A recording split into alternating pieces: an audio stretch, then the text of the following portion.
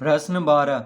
एक समचतुर्भुजाकार आंगन के विकर्णों की लंबाइयाँ 6 मीटर तथा 8 मीटर हैं। आंगन में 250 रुपया प्रति वर्ग मीटर की दर से पत्थर बिछाने में कितना खर्च होगा? प्रश्न 12। तो कह रहा है एक समचतुर्भुजाकार आंगन के विकर्णों की लंबाइयाँ, तो लिखेंगे पहले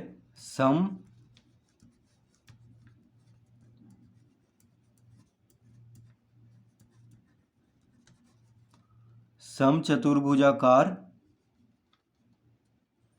आंगन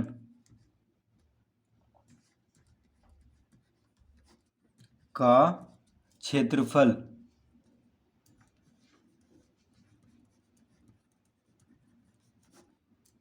समचतुर्भुजाकार आंगन का क्षेत्रफल का सूत्र होता है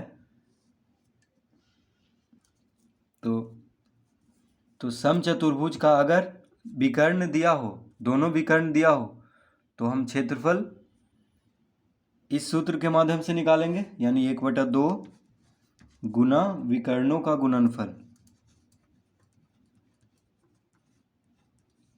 विकर्णों का गुणनफल ये होता है सूत्र। ठीक है, जब विकर्ण दिया हो तो 1/2 गुना विकर्ण क्या क्या है, 6 मीटर 8 मीटर, तो 6 गुना 8 लिखेंगे और क्षेत्रफल वर्ग मीटर में होगा, तो 2 चौक 8 यानी 6 चौक 24 वर्ग मीटर।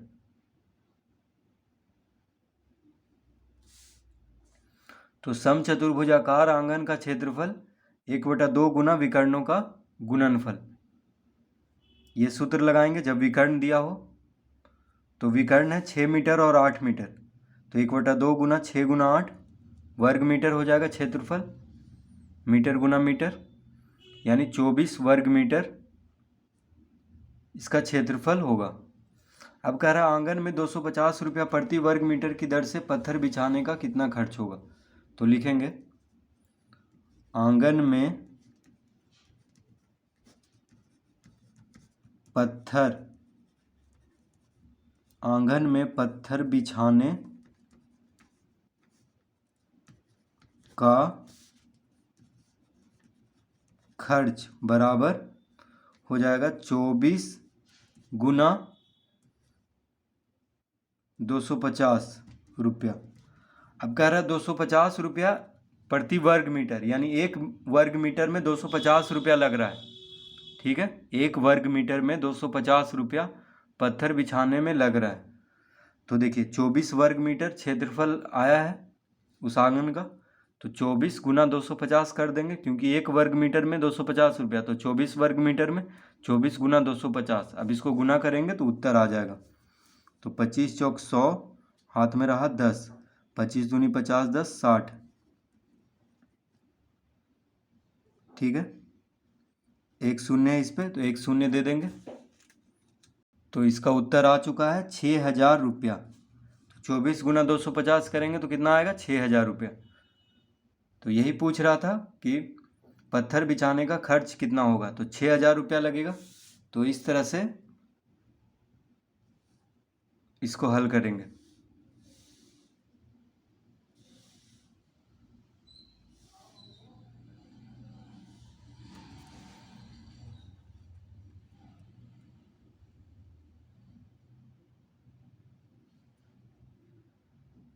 प्रश्न 13। एक समचतुर्भुजाकार मैदान को 60 पैसे प्रति वर्ग सेंटीमीटर की दर से समतल कराने का खर्च 120 रुपया होता है। यदि इसके एक विकर्ण की लंबाई 25 सेंटीमीटर हो तो दूसरे विकर्ण की लंबाई ज्ञात करें।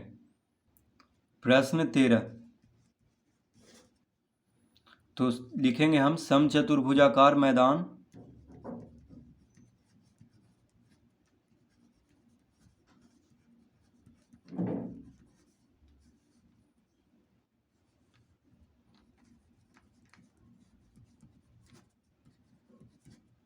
मैदान का क्षेत्रफल, तो दिया हुआ है यहाँ पे कि 60 पैसे प्रति वर्ग सेंटीमीटर की दर से समतल कराने का खर्च कितना है? 120 रुपया। तो देखिए कुल खर्च है 120 रुपया समतल कराने का, और कैसे दर है 60 पैसे प्रति वर्ग सेंटीमीटर, तो 60। अब देखिए 60 पैसे है यहाँ पे और 120 रुपया है, यानी कुल जो खर्च है वो रुपया में है और प्रति वर्ग सेंटीमीटर की जो दर है वो 60 पैसा है। तो इसको भी हम पैसा में बदल लेंगे 100 से गुना करके, ठीक है। अब देखिए दोनों पैसा में हो गया है, अब क्षेत्रफल निकल जाएगा, ठीक है। तो 60 दूना 120, 2 गुना 100 कितना हो गया 200, यानी 200 वर्ग सेंटीमीटर।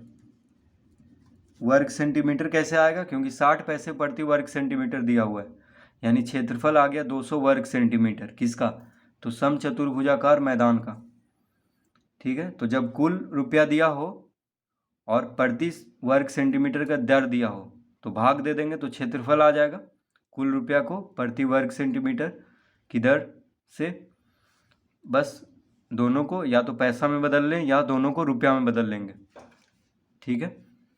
तो हम पैसा में बदले हैं 100 से गुना करके, 120 रुपया था तो 120 गुना 100 पैसा हो गया और नीचे भी पैसा में है, तो कितना आ गया 200 वर्ग सेंटीमीटर समचतुर्भुजाकार मैदान का क्षेत्रफल।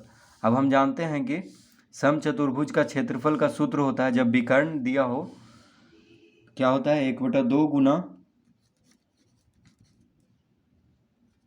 विकर्णों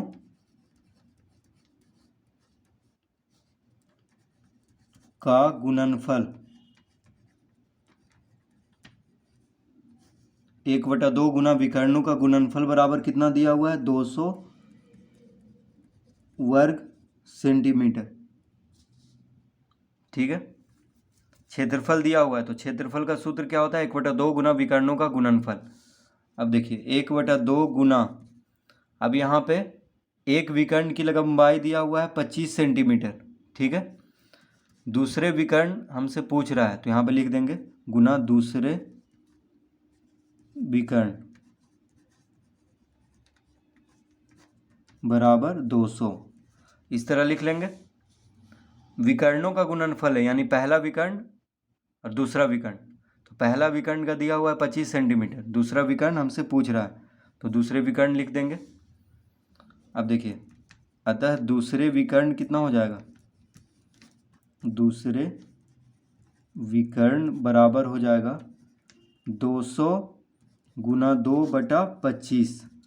2 इधर भागा में है तो इधर जाके गुना में हो जाएगा दायां तरफ, 25 गुना में है तो 25 भागा में हो जाएगा दायां तरफ, तो 25 × 200, 8 दूना 16, यानी 16 सेंटीमीटर, क्योंकि सेंटीमीटर में है सब। तो दूसरे विकर्ण का लंबाई कितना हो जाएगा 16 सेंटीमीटर। तो प्रश्न 13 का उत्तर देखिए आ चुका है 16 सेंटीमीटर। तो इस तरह से प्रश्न 13 हल कर लेंगे।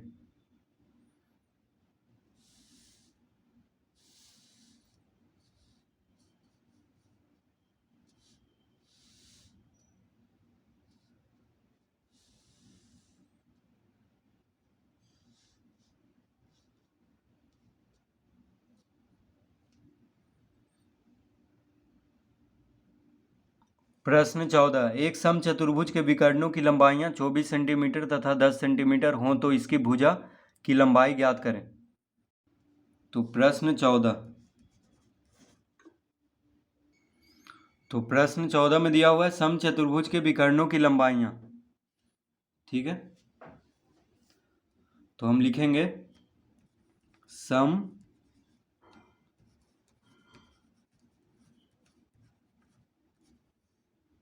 समचतुर्भुज के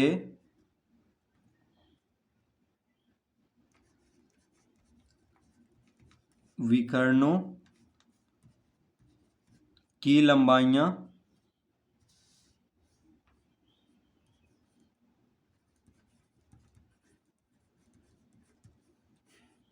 बराबर दिया हुआ है। तो देखिए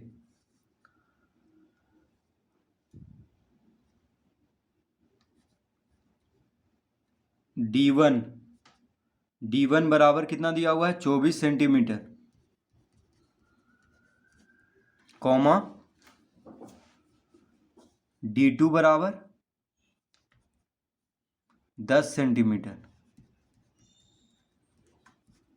जो पहला विकर्ण है उसको हम D1 से लिख लिए हैं। D मतलब डायगोनल, डायगोनल मतलब विकर्ण होता है, ठीक है। तो D1 यानी पहला विकर्ण 24 सेंटीमीटर, दूसरा विकर्ण 10 सेंटीमीटर, इस तरह हम लिख लेंगे। तो दोनों विकर्ण की लंबाई हम लिख लिए हैं यहाँ पे। अब पूछ रहा है कि इसकी भुजा की लंबाई ज्ञात करें। तो लिखेंगे समचतुर्भुज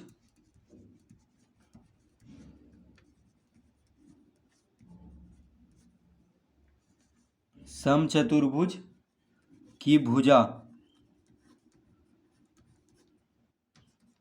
समचतुर्भुज की भुजा पूछ रहा है हमसे। तो समचतुर्भुज की भुजा का सूत्र होता है 1/2 गुना अंडर रूट D1 का स्क्वायर जोड़ D2 का स्क्वायर, D2 का वर्ग, यानी 1/2 गुना अंडर रूट विकर्ण, पहला विकर्ण का वर्ग जोड़ दूसरा विकर्ण का वर्ग। D1 पहला विकर्ण है और दूसरा विकर्ण D2 है, तो इसी पे हम इसको बैठा लेंगे। देखिए 1/2 अंडर रूट D1 कितना है 24, D2 है 10, तो लिख लेंगे 24 का वर्ग जोड़ D2 कितना है 10, 10 का वर्ग। अब इसको हल करेंगे तो 1/2 गुना अंडर रूट 24 का वर्ग कितना होता है, तो 24 चौक 96, 24 दूना 48 और 9 57, यानी 576 जोड़ 10 का वर्ग होता है 100, यानी 10 गुना 10 100, 24 गुना 24 576, ठीक है। तो 1/2 गुना अंडर रूट 576 जोड़ 100 कितना हो जाएगा 676, 676। तो 1/2 गुना 676 का देखिए वर्गमूल निकालना है। जब इस तरह का अंडर रूट में हो तो 676 का वर्गमूल होता है 26, ठीक है। 676 का वर्गमूल होता है 26, क्योंकि 26 गुना 26 कीजिएगा तो आ जाएगा 676। तो 676 का वर्गमूल क्या हो गया 26, ठीक है। वर्गमूल निकाल करके आप देख सकते हैं 676 का कितना आएगा 26। अब देखिए 26 कट जाएगा 2 से 13 बार में, यानी कितना आ गया 13 सेंटीमीटर, क्योंकि सब सेंटीमीटर में है, दोनों विकर्ण सेंटीमीटर में है, इसीलिए समचतुर्भुज की भुजा कितना हो जाएगा, इसकी भुजा की लंबाई 13 सेंटीमीटर, ठीक है।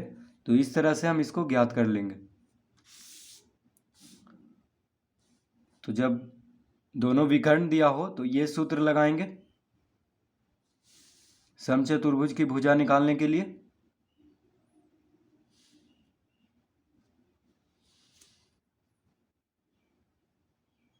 तो ये सूत्र जो है दिया हुआ है, किताब में ही दिया हुआ है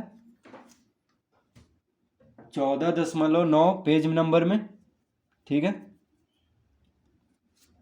देखिए यहाँ पे दिया हुआ है सूत्र, देखिए यहाँ पे दिया हुआ है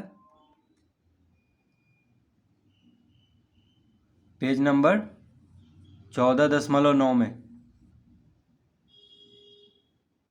ठीक है। देखिए समचतुर्भुज की भुजा बराबर इतना, इसको भी करेंगे तो आ जाएगा, फिर बराबर में ये दिया है, ठीक है, इसको छोटा करके। तो इस तरह से इसको हल करेंगे।